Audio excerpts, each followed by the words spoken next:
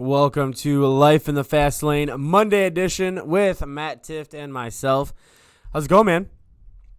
I'm good. Apologies for the delay today. That was my bad. I left my normal computer in my car. The car is now not here.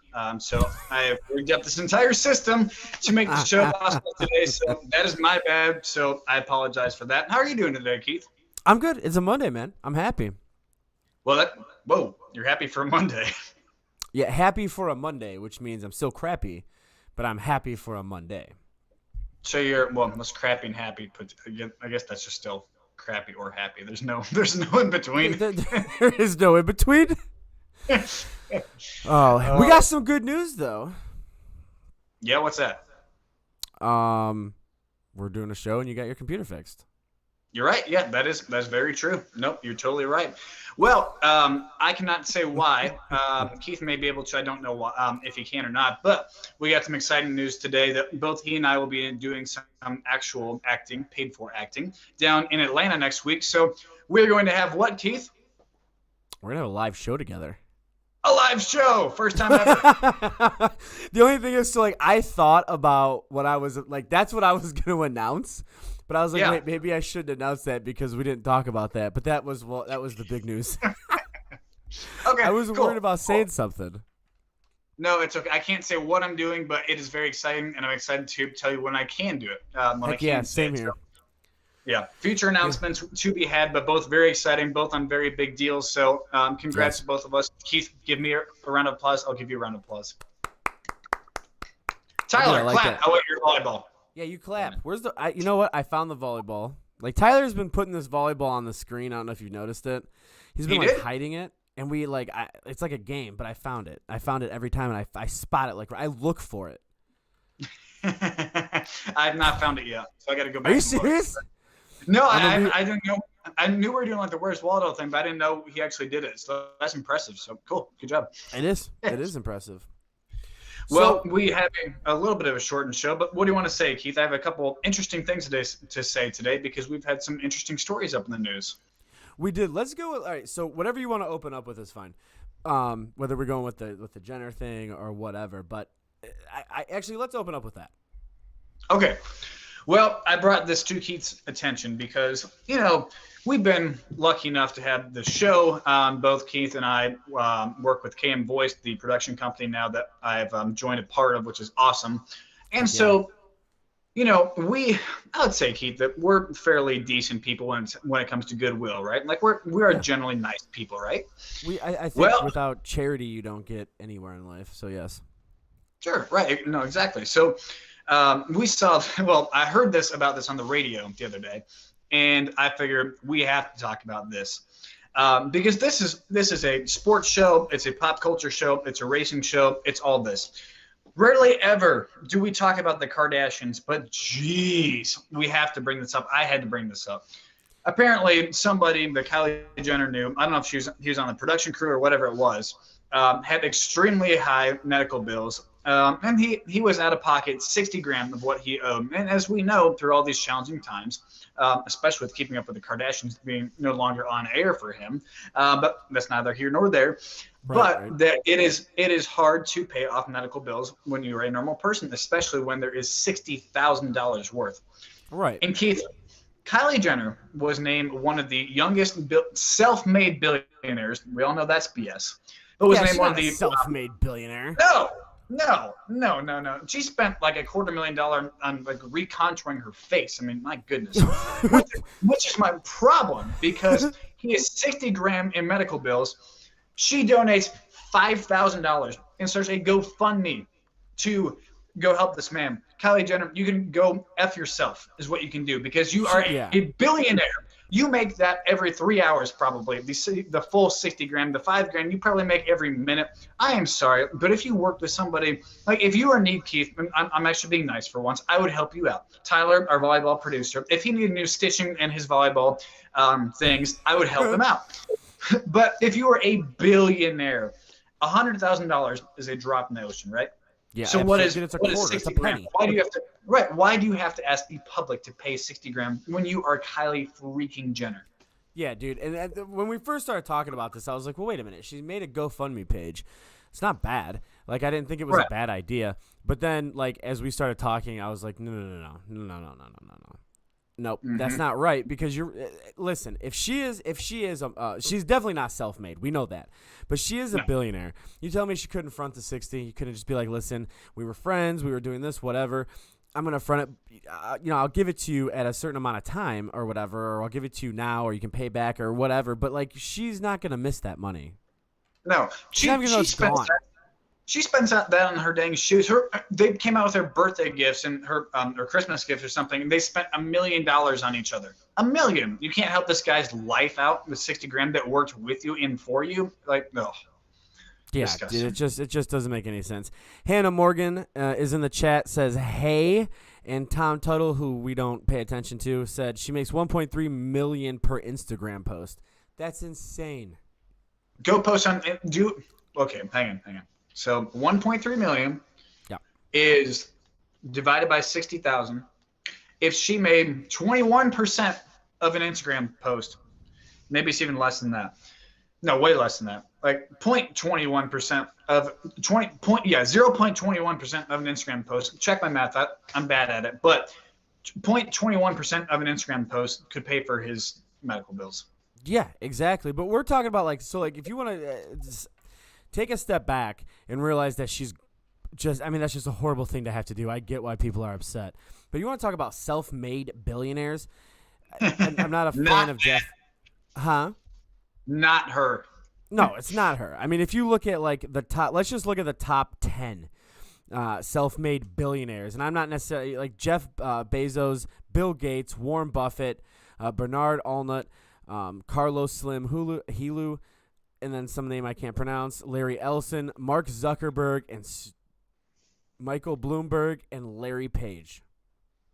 Yeah. Like, you're looking, and Larry Page is Google. You're looking at Larry Ellison, who's Oracle.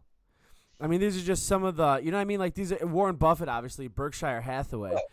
Bill Gates was Microsoft, and then Bezos was Amazon. Dude, if you look, she does not belong in the company of these people. No, not at all. Not even close, dude. No, not at all. It's just ridiculous. But I do want to jump past that because I don't like wasting time on that. But Keith, you told me before the show you had something you wanted to talk to me about on the show. So I'd like to hear what it is. So let's go into it. I honestly have no clue. Okay, so we don't get political on this show at all. But Eminem's cancel culture has been it's been gaining steam, right? Like they want to cancel this guy. It's all over TikTok. It doesn't matter if you like Eminem or not. I don't really care about that. But you got to, at some point in time, freedom of speech, right? Like, we've done a good job at making sure that kids can't listen to this, right? Which is wrong. I mean, kids can download this, but there's parental advisories. It's your job as a parent to basically, you know, teach your kids what to listen to.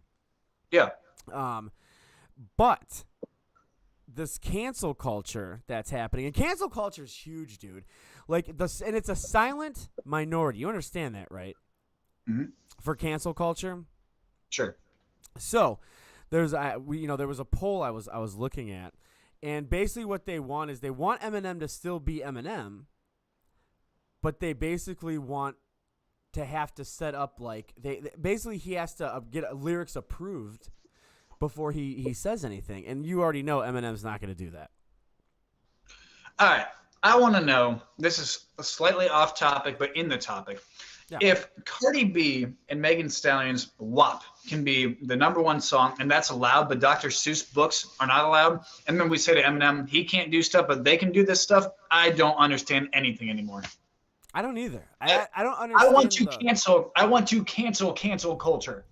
Yeah, why can't when did we start getting so offended by everything that you can't even have jokes anymore? You can't do things.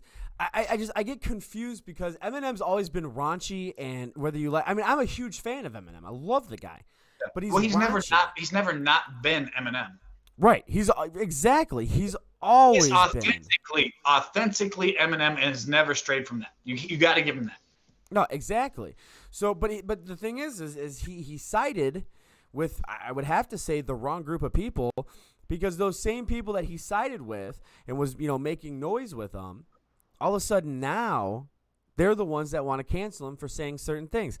You can't have your cake and eat it too. You're either going to stand up for freedom of speech, which is what Eminem has done in the past, or you tone down your lyrics and you cave in to a silent minority. And I just don't see Eminem doing that, but I also don't know how he's going to recover because he alienated 90%, oh, I don't want to say 90, but half of his fan base by doing what he did before. So I don't know. What is, if we were on the hook for cancel culture, how do you recover from that?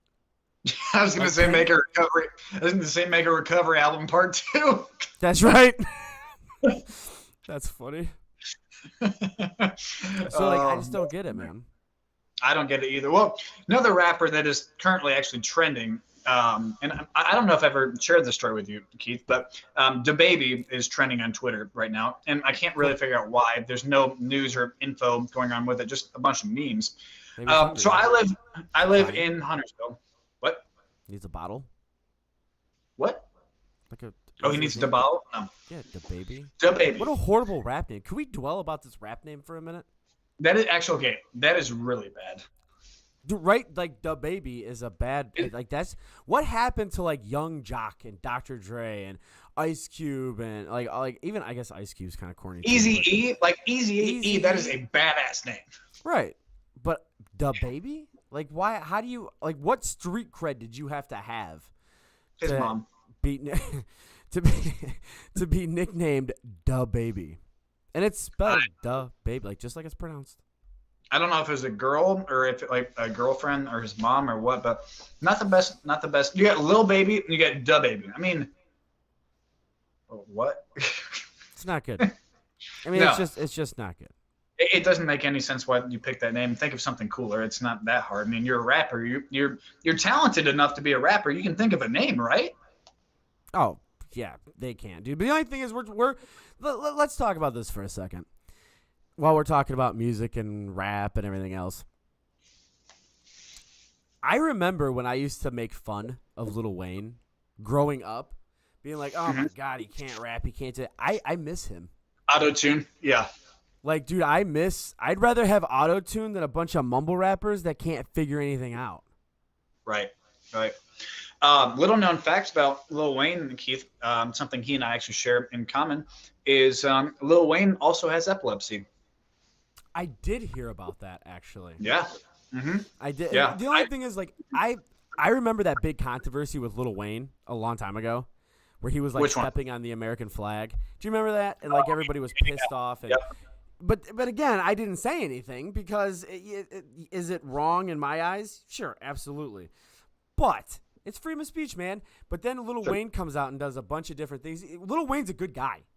I don't want to talk about his priors or his past or rap sheets or whatever, but he's really not a bad guy. No.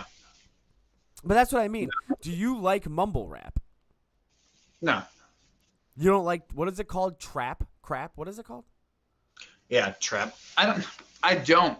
To me, I don't know. I like rap. I do. But only to a point. It's got to have, to me, let me think of how to put this. To me, music, of course, should always have storytelling in it, right? So I get a lot of rappers, they're telling their story. Eminem, one of the greatest people at that of all time, in my opinion. I'm sure. Lyrical genius, absolutely. That's not just your opinion, it's my opinion too. So great with lyrics, great with that. And I will say I am not the biggest Eminem fan, but I respect a lot of the stuff that he does because it's absolutely incredible as far as lyrics, as far as everything he does in there. But I don't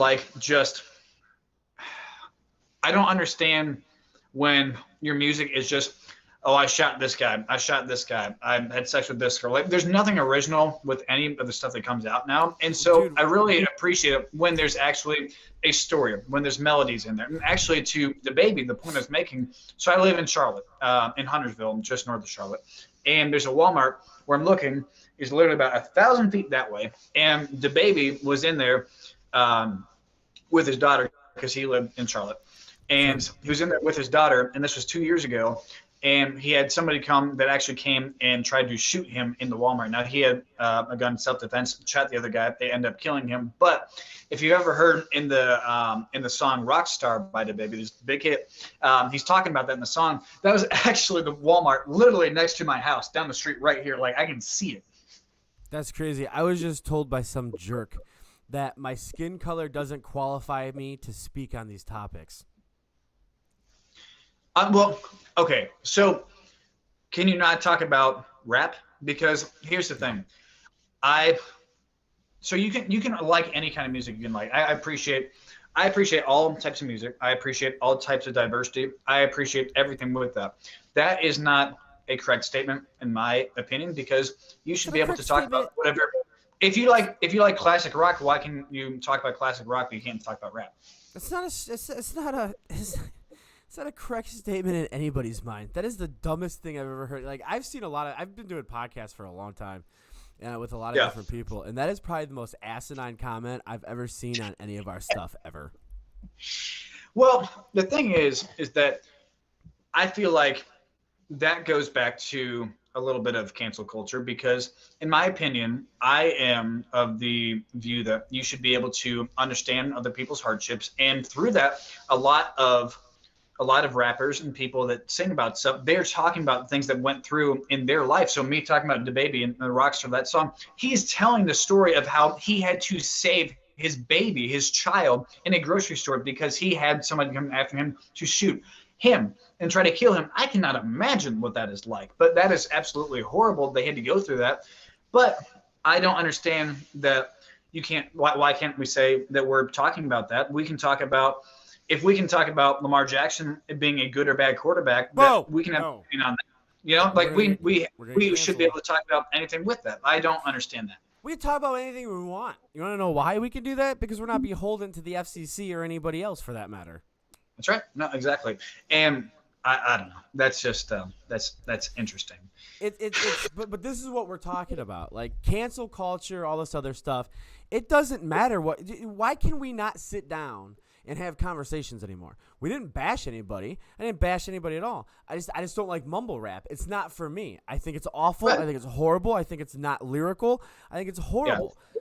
But if you go back to go ahead. Like I enjoy classic rock. I enjoy hard rock, but I absolutely do not like screaming like death metal rock. I hate that. And guess what? That is my opinion, and I'm allowed to say that. Yeah, dude, I hate and talk about like death metal. Like I hate screamo music. I can't stand screamo music. No, screamo. I like hard rock. I like punk rock. I like emo rock. I like classic rock. I like all that. I don't like screamo rock, and I'm allowed to say that. So we can say whatever we want. We can all have open discussions on here. I know we're getting off on a tangent now, but the reason I have this podcast and the reason Keith and I do this is because this is why we have this podcast. Is because we can talk about things we want to talk about. It's not offending people. We do not, again, we don't get political. We don't take sides on stuff. We're just saying, hey, I like this guy. Hey, I like that guy. Or, anything with that. We can talk about that stuff. This is a public thing to where I can share my beliefs of what I think. And we do not get controversial on the show. Us saying what music we like and do like is not a problem. So if you have a problem with that, I'm sorry. Right. Just don't watch. Turn the channel. Switch it. Yeah, exactly. All right, guys, let's take a quick break. So we did, we went pretty good, pretty right through. So we're doing a hard stop at 8, I do believe, right? Because we are. Yes. But we have some very, very funny topics from baseball spring training, and a beer may have saved a life today, which is crazy. It is. We'll get back to that right after the break. We'll be back.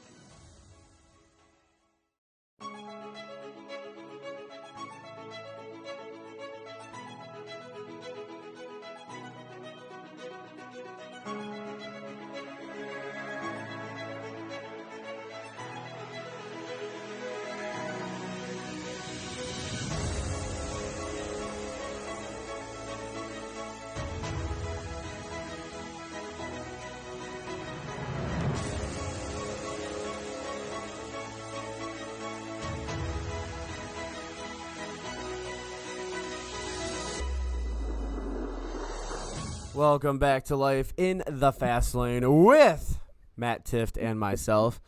Hey, Monday show. Hey. Start off a little. It's today. Even the show today started like it was a Monday. It did.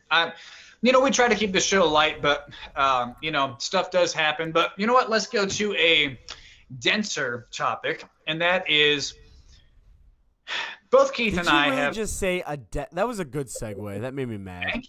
Thank You're you. Welcome. Donut Wars. Because I was talking to some of my family. Sorry if you noticed I changed shirts. It got really cold in my house, so I got a sweater on now. But anyways, there's probably a volleyball floating around my head. I don't know. I can't see the screen, so I don't know what happens on the show anymore, apparently. But anyways, Keith, so we are talking about breakfast, okay? And to me, I'm an eggs and bacon guy, but we have to settle debate, and that is Krispy Kreme or Dunkin' Donuts donuts. And both of us have terrible blood sugar problems, so we can't enjoy these treats. And I haven't had a donut in 10 years because I'm allergic. But God, do I love the taste of the donut in my mind. So which one do you like? What kind of donut and what place are you going to? So does it have to be those two options? There can be a third. That's fine. All right. So there's a place out where I'm at. They're actually world famous, to be honest with you. They won best bakery in America. It's really? Literally right by I grew up in Amherst, so it's in Amherst, Ohio, and it's called Kidrowski's Bakery. So Kidrow's, man. Kidrowski's Bakery. Oh, dude, they have something called a snoogle. And, dude, I'm telling you, it's called a snoogle. Snoogle, okay. Never heard of that. Oh, my God, dude, it is the best donut you've ever had in your entire life, I promise. Really? They're like long sticks, and they're like, I don't even know how to explain it other than the fact that God and like 5 angels made these things on a cloud and immediately sent them down via like ESP, and that's how these people created the snoogle. Dude, it's fluffy. It's got the little bit of it's the best donut ever, and it's by Kidrowski's in Amherst, and like they are world famous. Like they were voted on the Food Channel. They were voted the #1 bakery in all of America. How about that? Okay. Well, other than the snoogle that they make there, what if you're going to a normal bakery? You get a chocolate donut, jelly, a crawler. What are you getting? Dude, honestly, I'm going straight glaze, just regular original glazed donut. But I don't like. Honestly, I have to go Dunkin' Donuts. Okay. Like, I love Dunkin' Donuts. I'm not a big Krispy Kreme fan, so, I mean, that's an issue. And it's not because I don't like the taste of Krispy Kreme. It's because I have a pre-notion that they're gas station donuts. Yeah, right. Does that make sense? You know what I mean? Like, yes, I don't think I've ever gone into a Krispy Kreme store. Yeah. Well, it's interesting because I thought that for a long time, too, but then everybody in the South loves them. But you find Krispy Kremes here like you find Arby's in Ohio. I mean, we have a lot of Arby's too, but like they're everywhere. Right. So it's way more common down here. I don't know if they've just expanded in general, but since I moved to Charlotte, there's all kinds of Krispy Kremes everywhere. But yeah, everybody's crazy about them. But I don't know. I'm not that into it in general. But for me, it's the reason I brought this up was because I had the strangest craving. Again, I've not had a donut in 10 or 12 years. This was way before I was keto because I literally just break out in a hive and a rash. I don't know if it's the sugar they use or whatever it is, but like I can't eat it without feeling like absolute junk for the next 3 days. So I've just stayed away from it. But I love donuts. So for me, it's a raspberry jelly filled donut or a chocolate covered like glazed donut with sprinkles on there. But I'm weird with that because same thing for ice cream. There's a place in North Royalton called the Shake Shop, and their twist cone like chocolate and vanilla mix with sprinkles on there is the absolute best thing that I want. So I guess we're both kind of simple with that. But yeah, I'm going definitely going Dunkin' Donuts out of the two. So sorry, Krispy Kreme. Dude, the only thing is like you were just talking about ice cream. We can't talk about ice cream. Like I have a passion in life, and my passion is ice cream. If I'm having a bad day, ice cream helps. Really? Dude, we were saying, okay, no, hold it. Tomorrow we are having a segment about ice cream because that is my cookies, brownies, and ice cream are my Achilles heel, and thank God they started making keto versions of it because right before the show I ate a half a pint of ice cream. Half a pint of wait a minute. What kind of ice cream was it? Is it sugar free? It is. It's called Sponsor Us. It's called Rebel Ice Cream. Sponsor us. Triple chocolate. Sponsor us. Rebel Ice Cream. The very delicious Rebel Ice Cream. But yeah, okay, it's in Target. It's in Harris Teeter, Publix, all that stuff down here now. It's really good. Oh my God! Now I'm jealous. Now I want some.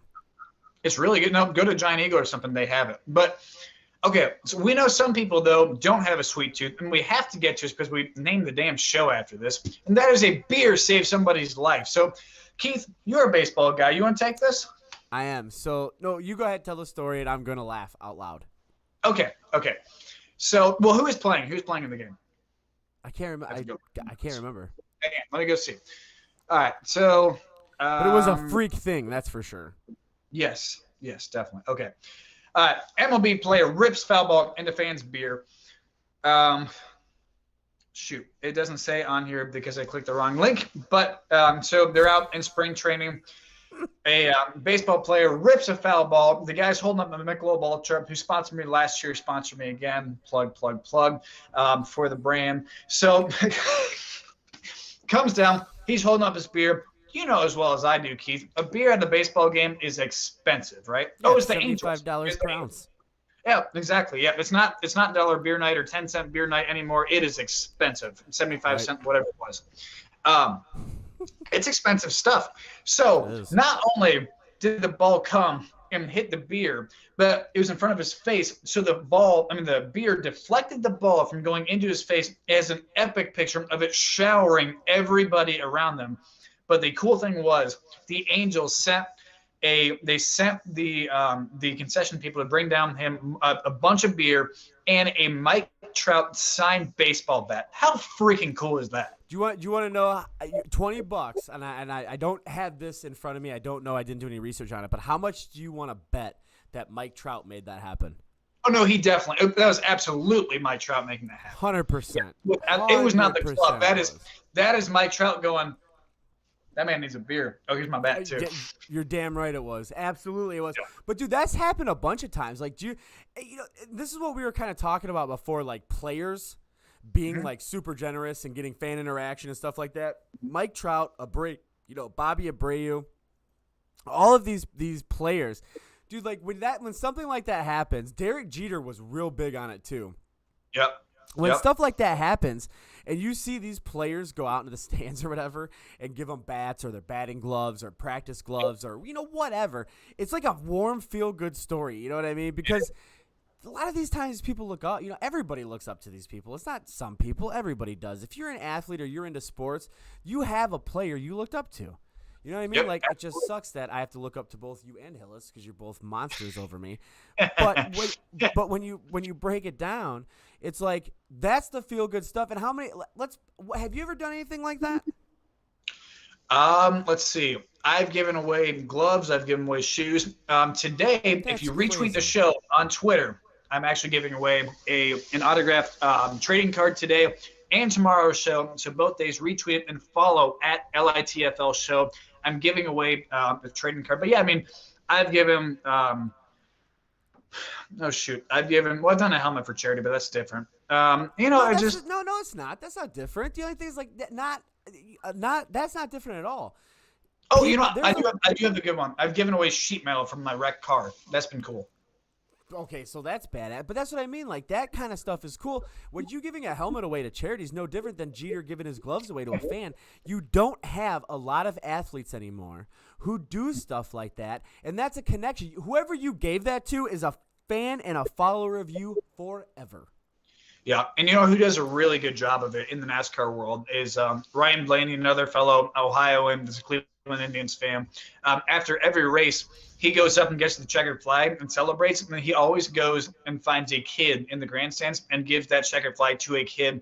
Not know it's always a kid that he finds in the stands. I think that's really, really cool. So every time he wins, he goes and gives it. He goes and signs it and gives it to a kid. I mean, it makes their day. Like, it's so freaking cool. They'll never forget the moment in their life, I'll never forget the day that I was at the Jake, and we were, my dad got tickets for us, and we were close. Like, we're down there, And we got there early before the game. She always want to try to get there early and see if you can catch a player outside or something. You know what I mean? Yeah. And so we're down there. Oh, we did always go outside and stay outside the players a lot. You did that too?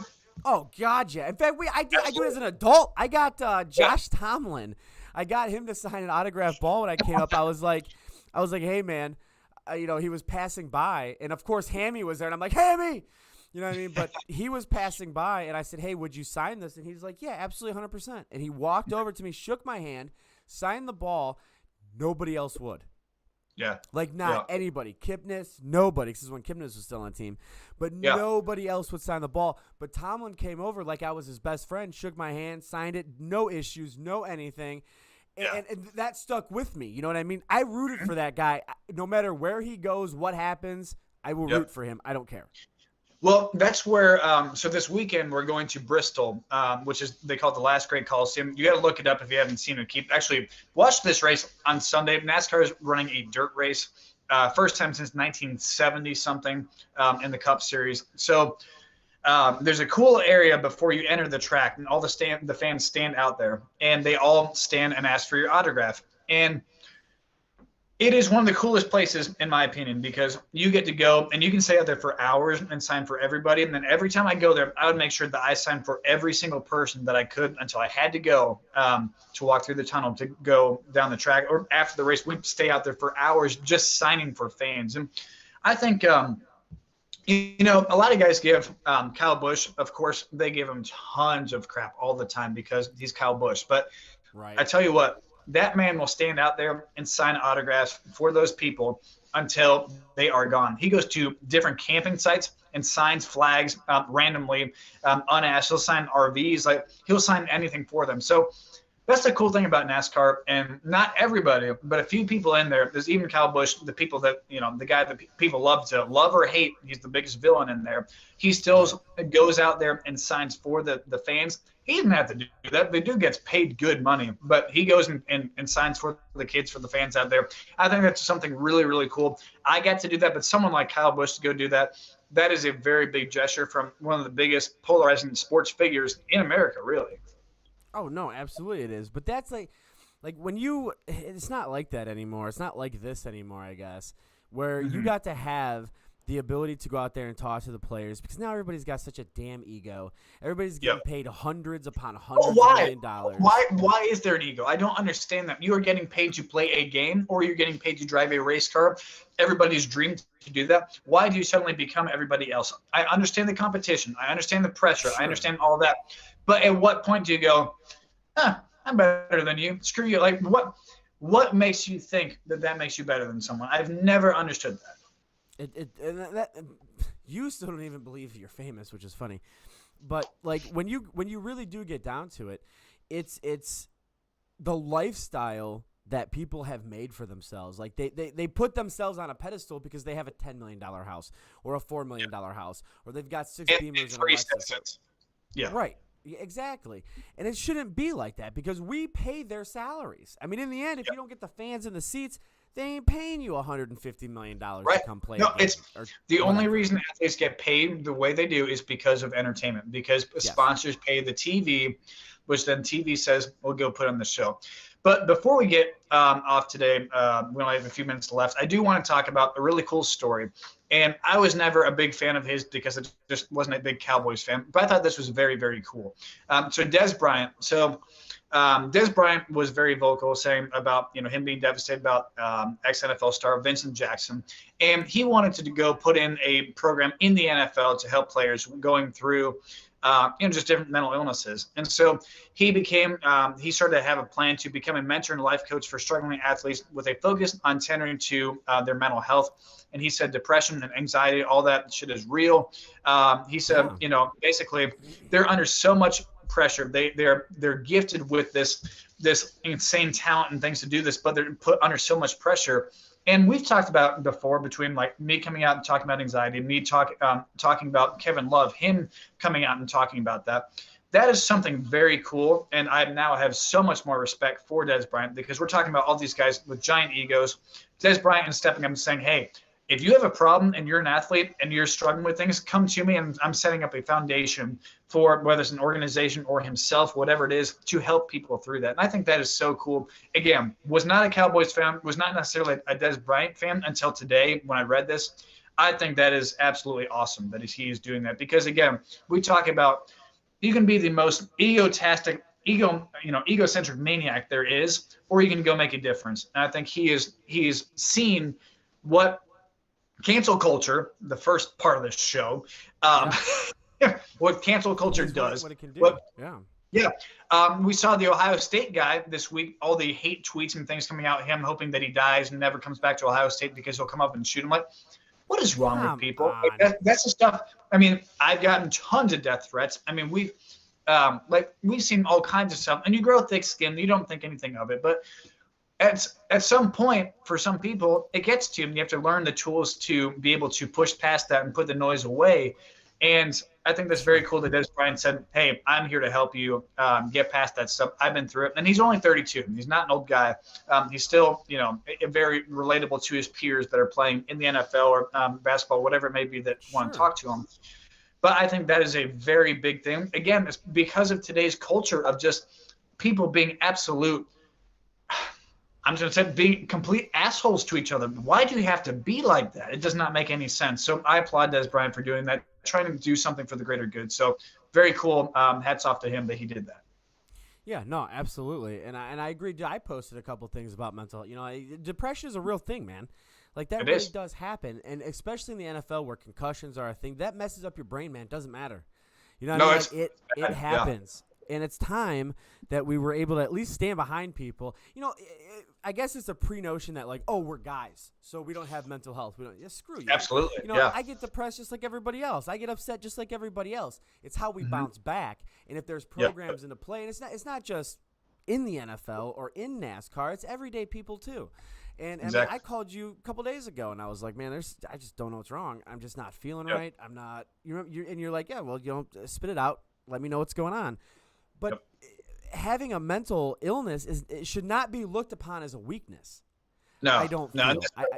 That's just, and that's why I've been so vocal on it. But it's being vocal, but it's being vulnerable too, because it takes a lot to not shut down, to not hold it inside until it gets to a boiling point. I mean, I've been there, you've been there. I think we've all been there at some point, or if you haven't, you're going to at some point. I'm sorry, it's going to happen. But I think there is an era that is gone of, people the same, like you said, guys being the macho man that they can't talk about that stuff. You can talk about that stuff. And that's a big thing that people should be able to talk about is mental illness. But then past that, again, we go back to cancel culture and people being so hateful and mean to each other.